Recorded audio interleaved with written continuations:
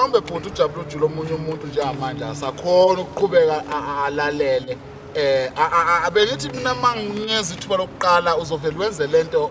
ebengikwazi ngayo ngifuna uthi Jabula uJule bese uyaqhubeka hayi namhlanje inkabe endala ngelinye la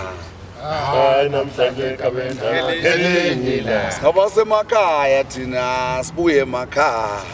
semakhaya thina sibuye emakhaya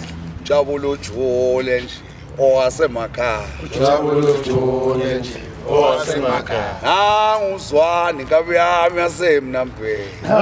nguzwani inkabe yami yasemnambeni nguJoshi inkunzi yami yakwaFeluba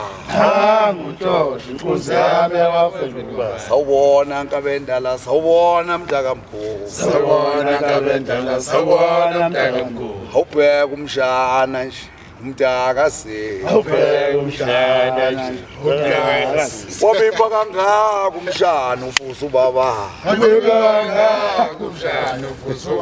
injalo nje inkunzi yami isiyona ndlela esithi mahlezi insizwa zasemakhaya sikwazi ukuthi sikhuphulane umoya sikhombisana ukuthi sibuyaphi kodwa ke nje ake sibuyele enkulumeni yethu ukuthi inkulumo le ihamba kanjani le yabantu laba abangasiba la ekhaya kodwa bafike ngendlela engeyiyo ukuthi inkulumo ilapha ingqikithi njengamanje ingqikithi lapho ke njengamanje sifuna ukwazi bhuti ukuthi njengeinsizwa ngicabanga ukuthi wena abantu mabekubhekile bayakubona nje ukuthi uyinsizwa nje mfowethu uma uke wakhuluma usukhulumele wonke umuntu oyinsizwa wena ungathini ungasivulela uthini wena ngabantu bokufika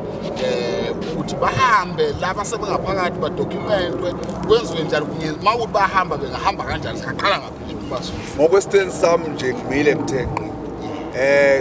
njoba sebeshilo ama-leader march and march omuntu uphakela hayi abantu bonke ake behambe bebuyele ngakubo ke silungise ikhaya lethu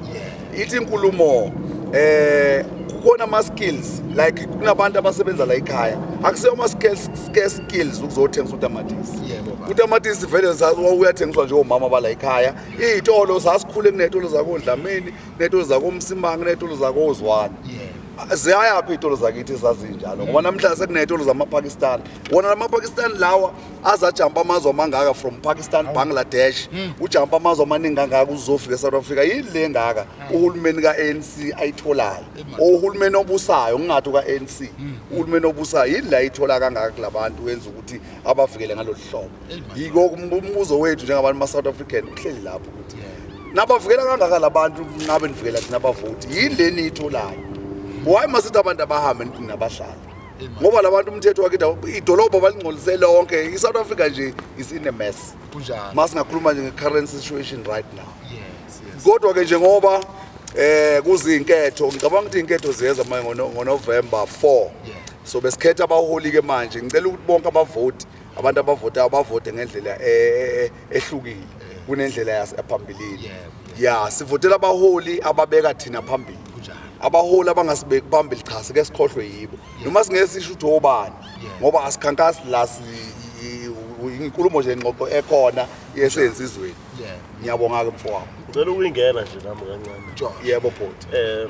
mangakhumbula kahle ekuqaleni Malema nayiso we-ANC Youth League ngicela ukumbiza nje ngamabo Malema Malema uthe nayiso we-ANC Youth League ezongena eba-professional ukuthi uzoba i-leader ye-EFF bathi abantu abahambe bonke ngibuyele embuzweni kabhuti ukuthi yini lena abayitholayo manje lena kade ngayiboni before engena la uwayiveza uMamkhawula ukuthi kunamali abayitholayo government angisakhumbula ukuthi abamali kodwa nje amabhiliyoni naleyo mali leyo ukuleyo mali amabhiliyoni leyo banikeza labanikazi bama-tax shop laba abangama-foreigner or benzeka noba angikhumbuli ukuthi khona umuntu ola eMzansi owayithola le mali ukuthi enze isitolo sakhe nangabe bofuna ama-permit okudayisa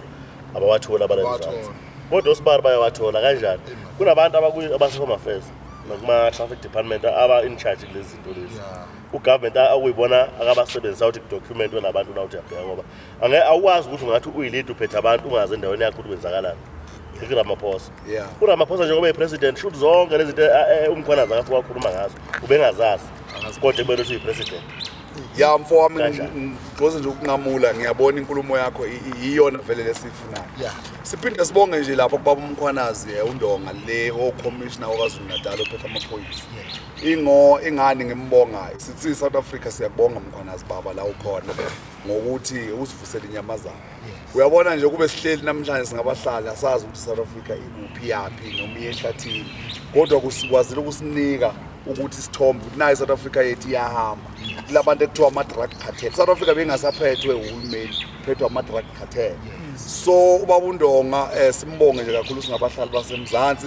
ngoba namhlanje kuze kwaba nekhomishana kaMadlanga commission ebukeka nayo isebenza ngokukhulu ukumisela ayikho ikhomishini eyakaba khona eSouth Africa eyodlule kaMadlanga ngoba kaZondo yayibukeka ukuthi bias kakhulu yayibheke kakhulu ubaba owayemongameli